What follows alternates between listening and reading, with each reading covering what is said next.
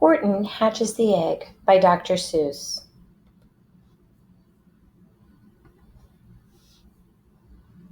Sighed Maisie, a lazy bird hatching an egg. I'm tired and I'm bored and I've kinks in my leg. From setting, just setting here day after day. It's work, how I hate it, I'd much rather play. I'd take a vacation, fly off for a rest. If I could find someone to set on my nest. If I could find someone, I'd fly away free. Then Horton, the elephant, passed by her tree. "Hello," called the lazy bird, smiling her best. "You've nothing to do, and I do need a rest. Would you like to set on the egg in my nest?" The elephant laughed. "Why, of all silly things, I haven't feathers and I haven't wings. Me on your egg? Why, that doesn't make sense. Your egg is so small, ma'am, and I'm so immense." "Tut, tut," answered Maisie. "I know you're not small, but I'm sure you can do it, no trouble at all. Just set on it softly, you're gentle and kind. Come, be a good fellow, I know you won't mind." "I can't," said the elephant. "Please," begged the bird. "I won't be gone long, sir, I give you my word. I'll hurry right back, why, I'll never be missed." "Very well," said the elephant, "since you insist. You want a vacation, go fly away and take it. I'll set on your egg and I'll try not to break it. I'll stay and be faithful, I mean what I say."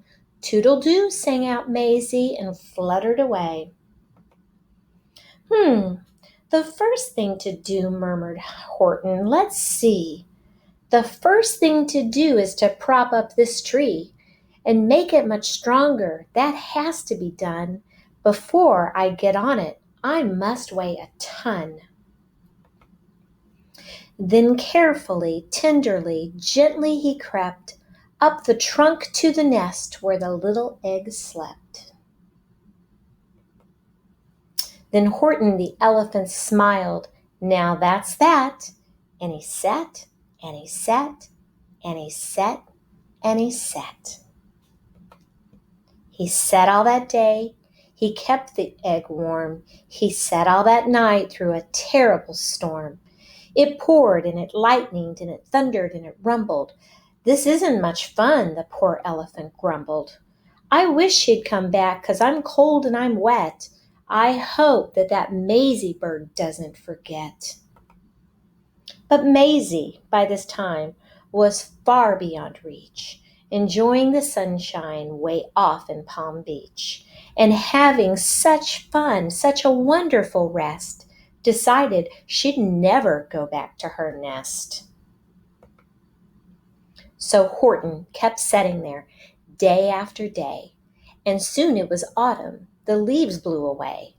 And then came the winter, the snow and the sleet, and icicles hung from his trunk and his feet. But Horton kept setting and said with a sneeze, "I'll stay on this egg and I won't let it freeze. I meant what I said, and I said what I meant. An elephant's faithful 100%.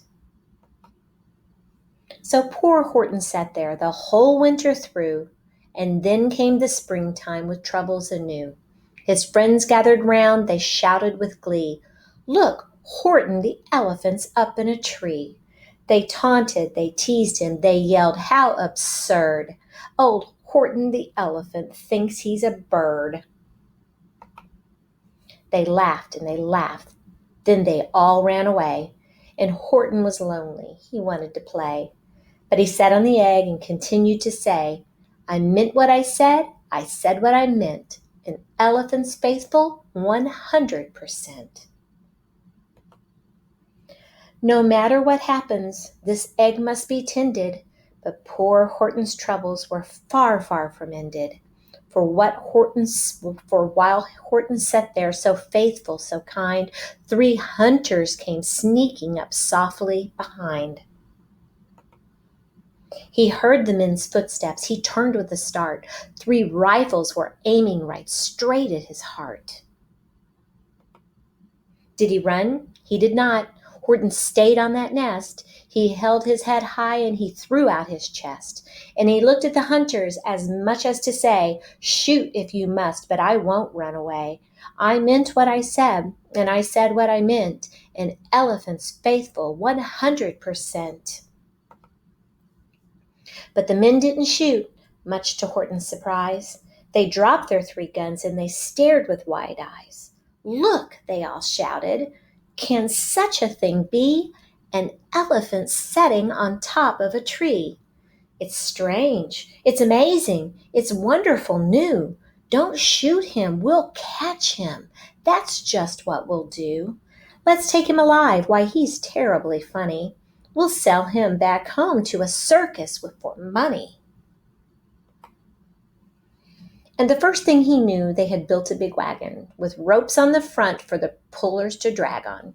They dug up his tree, they put it inside, with Horton so sad that he practically cried. "We're off," the men shouted, and off they all went, with Horton unhappy 100%.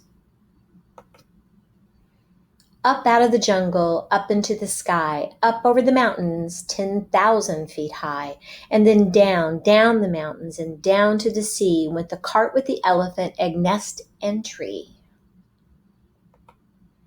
Then out of the wagon and onto a ship, out over the ocean, and oh, what a trip! Rolling and tossing and splashed with the spray, and Horton said day after day after day, "I meant what I said, and I said what I meant, but oh, am I seasick 100%. After bobbing around for 2 weeks like a cork, they landed at last in the town of New York. "All ashore," the men shouted, and down with a lurch went Horton the elephant, still on his perch, tied onto a board that could just scarcely hold him. Bump!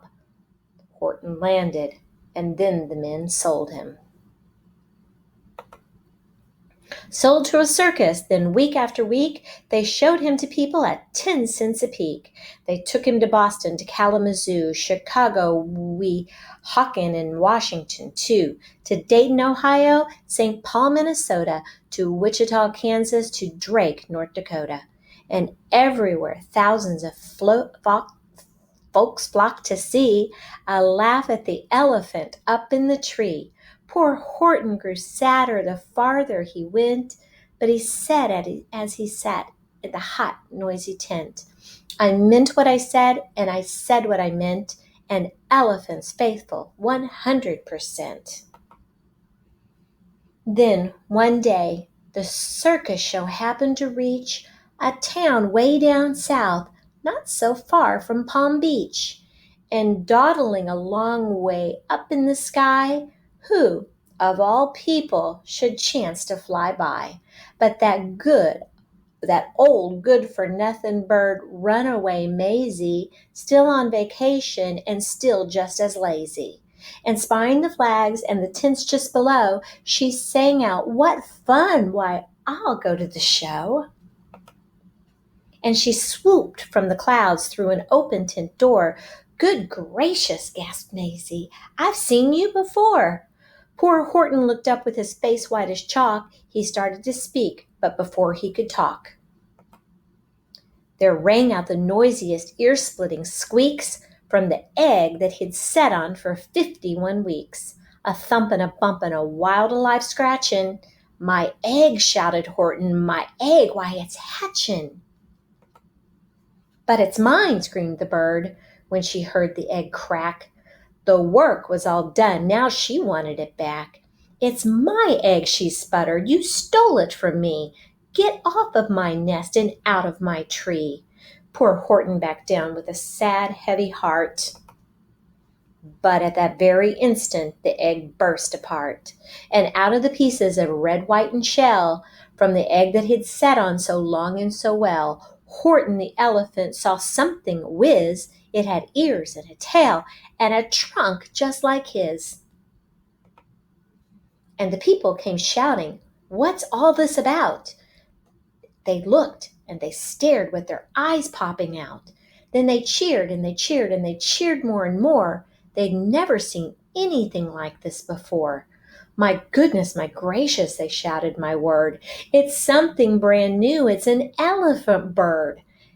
And it should be, it should be like that because Horton was faithful. He sat and he sat. He meant what he said and he said what he meant. And they sent him home happy 100%.